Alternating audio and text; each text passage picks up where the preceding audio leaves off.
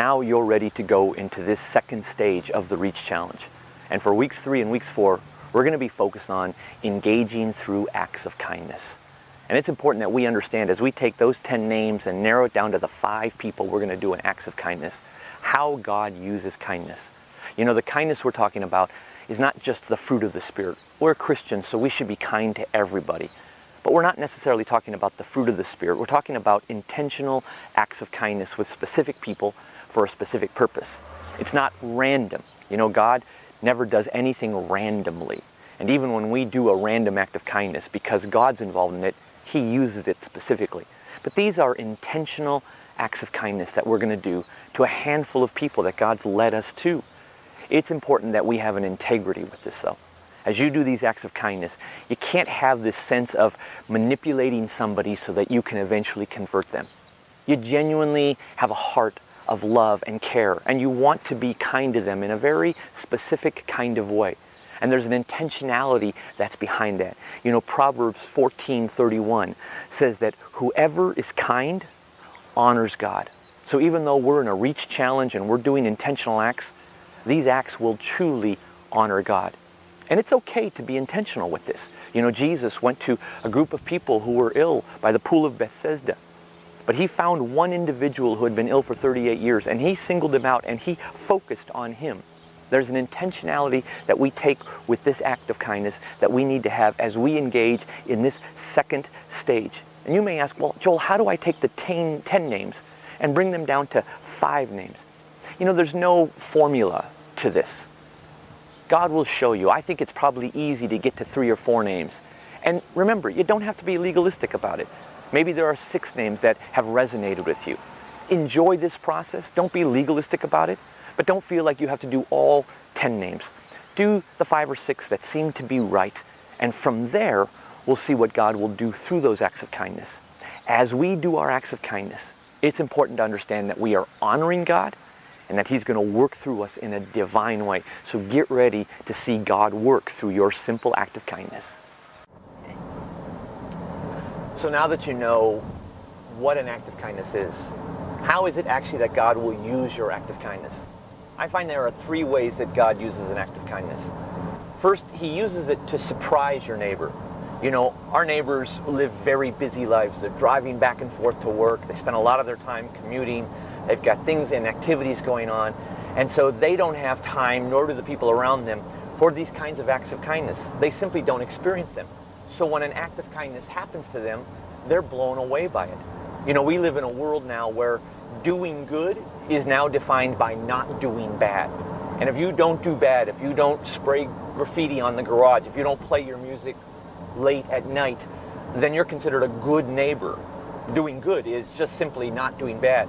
But for God in His world, doing good is actually doing good. And when you do an act of kindness, it surprises your neighbor in a glorious way.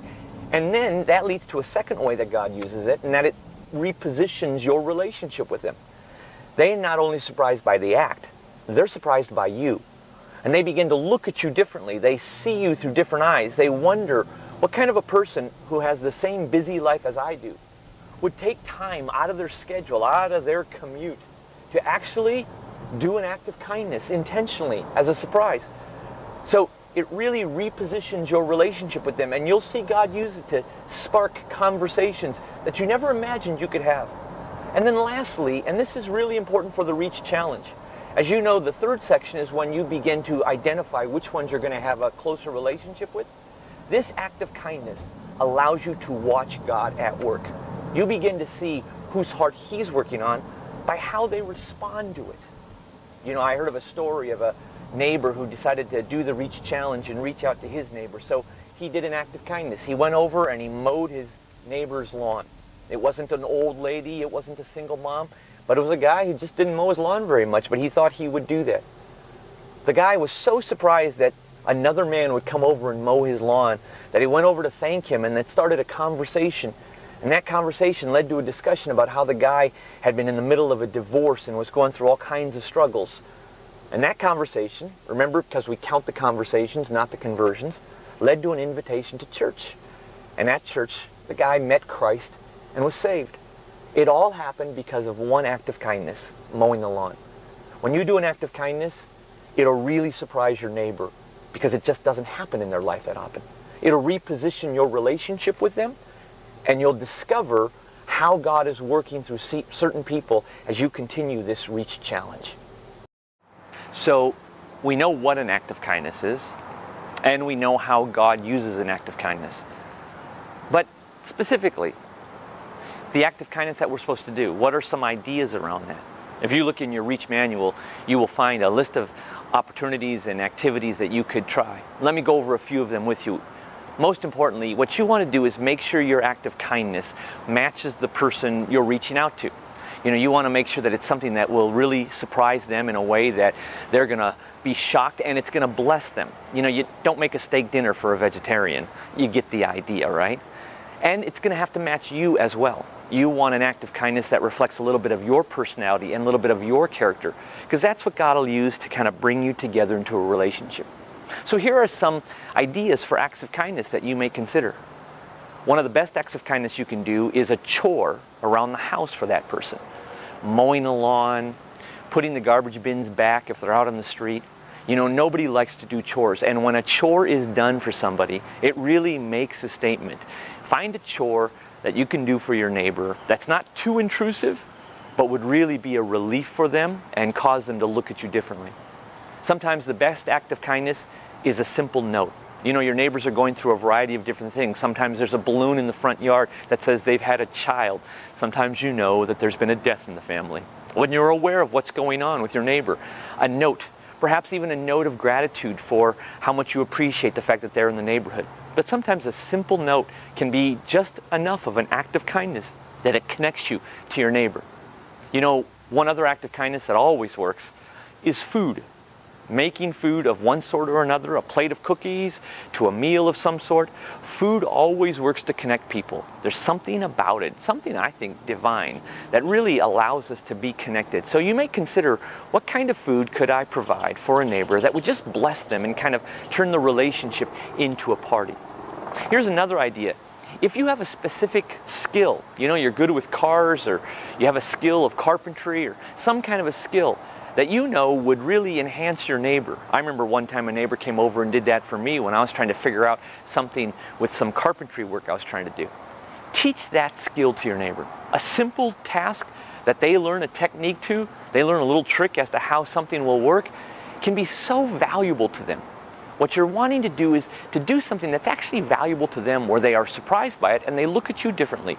So an act of kindness could be some kind of a skill that you teach.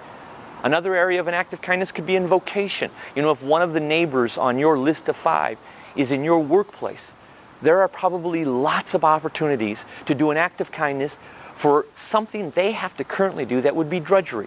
You can make copies for them and put that report together. You can do some kind of an act of kindness related to their work, where when somebody does it for them, there is such a relief and such a joy that burden is off their shoulders. So consider an act of kindness around vocation. These are just some ideas around the practical act of kindness.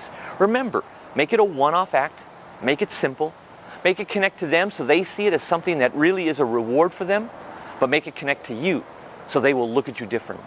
And as you do this act of kindness, you will discover how God uses it in a tremendous way to link you together. As you now start this second season, this second stage of Engage Through Kindness, it will be as spiritual and as intentional as your first season. You'll take those 5 names, you'll figure out what act of kindness, and begin to do that over these next 2 weeks as you move through this Reach Challenge.